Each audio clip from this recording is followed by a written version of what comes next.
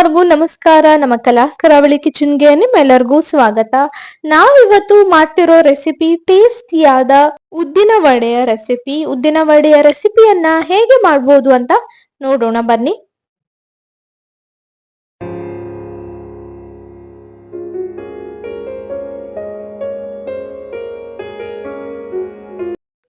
ನಾವಿಲ್ಲಿ ಉದ್ದಿನ ಕಾಳನ್ನ 4 ರಿಂದ 5 ಗಂಟೆ ನೆನೆಸಿ ಇಟ್ಟಿದೀವಿ.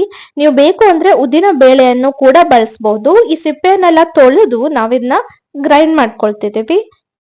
ನೋಡಿ, ಈ ರೀತಿ ಗ್ರೈಂಡ್ ಮಾಡ್ಕೊಂಡಿದೀವಿ. ಸಿಪ್ಪೆಯನ್ನೆಲ್ಲ ತೆಗೆದು ತೊಳೆದ್ಕೊಂಡು ಗ್ರೈಂಡ್ ಮಾಡ್ಕೊಂಡಿದ್ವಿ. ನೀವು ದೋಸೆ ಹಿಟ್ಟನ್ನ ಹೇಗೆ ತಗೋತಿರೋ ಅದೇ ರೀತಿ ಉದ್ದಿನ ಹಿಟ್ಟನ್ನ ಅಷ್ಟೇ ಗಟ್ಟಿಯಾಗಿ ಮಾಡ್ಕೋಬೇಕಾಗತ್ತೆ. ನಂತರ ಇದಕ್ಕೆ 1.5 ಸ್ಪೂನ್ ನಷ್ಟು ಅಕ್ಕಿ ಹಿಟ್ಟನ್ನ ಹಾಕೋಬೇಕು. ಅಕ್ಕಿ ಹಿಟ್ಟನ್ನ ಈ ಉದ್ದಿನ ವಡೆಗೆ ಹಾಕೊಳ್ಳೋದ್ರಿಂದ ತುಂಬಾ ಕ್ರಿಸ್ಪಿಯಾಗಿ ಚೆನ್ನಾಗಿ ಬರುತ್ತೆ. ಹಾಗೆ ಚಿಕ್ಕದಾಗಿ ಹೆಚ್ಚಿರುವಂತಹ ಕರಿಬೇವನ್ನ ಹಾಕೊಂಡಿದ್ವಿ. ಚಿಕ್ಕದಾಗಿ ಹೆಚ್ಚಿರುವಂತಹ ಹಸಿ ಮೆಣಸಿನಕಾಯಿಯನ್ನ ಹಾಕೊಂಡಿದ್ವಿ. ಹಾಗೆ ಶುಂಠಿಯನ್ನ ಹಾಕೊಂಡಿದೀವಿ. ಸ್ವಲ್ಪ ಕೊತ್ತಂಬರಿ ಸೊಪ್ಪನ್ನ ಹಾಕೊಂಡಿದೀವಿ. ನೀವು ಹಸಿ ಮೆಣಸಿನಕಾಯಿ ಬೇಡ ಅಂದ್ರೆ ಬೇಕಾದ್ರೆ ಚಿಲ್ಲಿ ಫ್ಲೇಕ್ಸ್ ಕೂಡ ಆಡ್ ಮಾಡ್ಕೋಬಹುದು. ನಂತರ ನಾವು ಇದಕ್ಕೆ ಜೀರಿಗೆಯನ್ನ ಆಡ್ ಮಾಡ್ಕೊಂಡಿದೀವಿ. ಹಾಗೆ ಇಂಗನ್ನ ಆಡ್ ಮಾಡ್ಕೊಂಡಿದೀವಿ. ಇದೆಲ್ಲವನ್ನ ಚೆನ್ನಾಗಿ ಈ ರೀತಿ ಮಿಕ್ಸ್ ಮಾಡ್ಕೋಬೇಕಾಗತ್ತೆ. ನಿಮ್ಗೆ ನೀರು ಸ್ವಲ್ಪ ಕಮ್ಮಿ ಅಂತ ಅನ್ಸ್ಬೋದು, ಅದಕ್ಕಾಗಿ ನೀರನ್ನ ನಾವು ಲಾಸ್ಟ್ ಅಲ್ಲಿ ಹಾಕೋತೀವಿ. ಒಂದ್ಸತಿ ಮಿಕ್ಸ್ ಮಾಡ್ಕೊಂಡು ಇದನ್ನ ಸ್ವಲ್ಪ ಹೊತ್ತು ರೆಸ್ಟ್ ಆಗೋಕೆ ಬಿಡ್ಬೇಕಾಗತ್ತೆ. ಈಗ ರುಚಿಗೆ ತಕ್ಕಷ್ಟು ಉಪ್ಪನ್ನು ಕೂಡ ಆಡ್ ಮಾಡ್ಕೊಂಡಿದೀವಿ. ಒಂದ್ಸತಿ ಚೆನ್ನಾಗಿ ಮಿಕ್ಸ್ ಮಾಡ್ತಿದೀವಿ. ಈ ರೀತಿ ಚೆನ್ನಾಗಿ ಇದನ್ನ ಮಿಕ್ಸ್ ಮಾಡ್ಕೋಬೇಕು. 10 ರಿಂದ 15 ನಿಮಿಷ ಇದನ್ನ ಹಾಗೆ ಬಿಡ್ಬೇಕಾಗತ್ತೆ. ಈಗ ಇನ್ನೊಂದ್ ಕಡೆ ನಾವು ಎಣ್ಣೆಯನ್ನ ಕಾಯೋಕೆ ಬಿಟ್ಟಿದೀವಿ. 10 ರಿಂದ 15 ನಿಮಿಷ ಈ ಹಿಟ್ಟನ್ನ ಹಾಗೆ ಬಿಟ್ಟಿದ್ವಿ. ಈಗ ಇದಕ್ಕೆ 1 ಹಿಡಿಯಷ್ಟು ರವಾವನ್ನ ಹಾಕೊಂಡಿದೀವಿ. ರವಾ ಬೇಕಾಗತ್ತೆ ಉದ್ದಿನ ವಡೆ ಮಾಡೋದಕ್ಕೆ. ರವಾವನ್ನ ಹಾಕಿ ಚೆನ್ನಾಗಿ ಮಿಕ್ಸ್ ಮಾಡ್ಕೊಂಡು ಇಮಿಡಿಯೇಟ್ ಆಗಿ ನೀವು ಇದನ್ನ ಬಾಣ್ಲೆಗೆ ಬಿಡ್ಬೋದು. ನೋಡಿ, ಈ ರೀತಿ ಒಂದ್ಸತಿ ಚೆನ್ನಾಗಿ ಮಿಕ್ಸ್ ಮಾಡ್ಕೊಂಡ್ವಿ.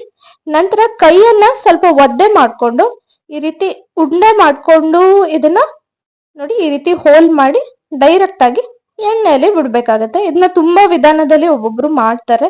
ನಾವು ಈ ರೀತಿ ಮಾಡ್ತಿದೀವಿ. ಇದು ತುಂಬಾ ಸುಲಭವಾಗಿರುವಂತಹ ವಿಧಾನ. ನೋಡಿ, ಈ ರೀತಿ ಕೈಗೆ ಸ್ವಲ್ಪ ನೀರನ್ನ ಸೋಕ್ಸಿ ರೌಂಡ್ ಆಗಿ ಇದನ್ನ ಮಾಡ್ಕೊಂಡು ನಂತರ ಈ ರೀತಿ ಹೆಬ್ಬೆರಳಿಂದ ಒಂದು ಹೋಲ್ ಮಾಡಿ ಡೈರೆಕ್ಟ್ ಆಗಿ ಎಣ್ಣೆಯಲ್ಲಿ ಬಿಡ್ಬೋದು. ತುಂಬಾ ಈಸಿಯಾಗಿ ಕೂಡ ಆಗತ್ತೆ. ಹಾಗೆ ಶೇಪ್ ಕೂಡ ತುಂಬಾ ಚೆನ್ನಾಗಿ ಬರುತ್ತೆ.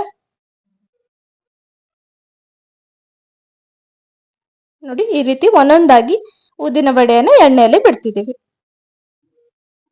ಇದನ್ನ ಈಗ ಎಲ್ಲ ಕಡೆ ಚೆನ್ನಾಗಿ ಬೇಯಿಸ್ಕೋಬೇಕಾಗತ್ತೆ. ಗೋಲ್ಡನ್ ಬ್ರೌನ್ ಆಗೋ ತನಕ ಈ ರೀತಿ ತಿರುವು ಹಾಕೊಳ್ತಾ ಇರ್ಬೇಕು. ನಾವಿಲ್ಲಿ ದೊಡ್ಡ ಬಾಣಲೆ ಆಗಿರೋದ್ರಿಂದ ಸುಮಾರು 7 ಉದ್ದಿನ ವಡೆಯನ್ನ ಹಾಕೊಂಡಿದೀವಿ. ನೀವು ಕಮ್ಮಿ ಬೇಕು ಅಂದ್ರೆ ಕಮ್ಮಿ ಕೂಡ ಹಾಕೋಬಹುದು. ಈ ರೀತಿ ಹಾಕಿ ಎಲ್ಲಾ ಕಡೆ ಇದನ್ನ ಚೆನ್ನಾಗಿ ಬೇಯಿಸ್ಕೋಬೇಕಾಗತ್ತೆ. ನೋಡಿ, ಕಲರ್ ಚೇಂಜ್ ಆಗ್ತಿದೆ, ಗೋಲ್ಡನ್ ಬ್ರೌನ್ ಆಗ್ತಿದೆ. ಇದನ್ನ ಎಲ್ಲಾ ಕಡೆ ಚೆನ್ನಾಗಿ ಬೇಯಿಸ್ಕೊಂಡು ಈ ರೀತಿ ಗೋಲ್ಡನ್ ಬ್ರೌನ್ ಆಗೋ ತನಕ ಇದನ್ನ ಫ್ರೈ ಮಾಡ್ಕೋಬೇಕು. ಆಗ ತುಂಬಾ ಚೆನ್ನಾಗಿ ಬರುತ್ತೆ. ಟೇಸ್ಟಿಯಾದ ಉದ್ದಿನ ವಡೆ ರೆಡಿ ಆಗಿದೆ. ನೋಡಿ, ಎಷ್ಟು ಪರ್ಫೆಕ್ಟ್ ಆಗಿ ಆ ಹೋಲ್ ಕೂಡ ತುಂಬಾ ಚೆನ್ನಾಗಿ ಬಂದಿದೆ. ಹಾಗೆ ಸುಲಭವಾಗಿ ಇದನ್ನ ಮಾಡ್ಬೋದು. ತುಂಬಾ ಜನರಿಗೆ ಕಂಪ್ಲೇಂಟ್ ಇರುತ್ತೆ ಏನಂದ್ರೆ ಒಂದು ಹೋಲ್ ಚೆನ್ನಾಗಿ ಬರ್ತಿಲ್ಲ ಅಂತ, ಇಲ್ಲಾಂದ್ರೆ ಕ್ರಿಸ್ಪಿ ಆಗಿ ಬರ್ತಿಲ್ಲ ಅಂತ. ಸೊ ನಾವು ನಿಮ್ಗೆ ಟಿಪ್ ನ ತಿಳಿಸ್ಕೊಟ್ಟಿದ್ವಿ. ಒಂದು ಟಿಪ್ ಏನಂದ್ರೆ ಅಕ್ಕಿ ಹಿಟ್ಟನ್ನ ಆಡ್ ಮಾಡ್ಕೋಬೇಕು. ಹಾಗೆ ರವಾವನ್ನ ಕೊನೆಯಲ್ಲಿ ಆಡ್ ಮಾಡ್ಕೋಬೇಕಾಗತ್ತೆ. ಅದರಿಂದ ಉದ್ದಿನ ವಡೆ ತುಂಬಾ ಚೆನ್ನಾಗಿ ಬರುತ್ತೆ. ನೋಡಿ, ಈಗ ಹೊರಗಡೆ ಕ್ರಿಸ್ಪಿ ಆಗಿದೆ. ಈ ರೀತಿ ಇದನ್ನ ಕಟ್ ಮಾಡಿ ತೋರಿಸ್ತೀವಿ. ನೋಡಿ ನೋಡಿ ಎಷ್ಟು ಸಾಫ್ಟ್ ಆಗಿ ಬಂದಿದೆ ಒಳಗಡೆ. ತುಂಬಾ ಹಾರ್ಡ್ ಅಂತಾನು ಅನ್ಸಲ್ಲ. ಒಂದ್ಸತಿ ಈ ಮೆಥಡ್ ಅಲ್ಲಿ ಟ್ರೈ ಮಾಡಿ. Once again thanks for watching.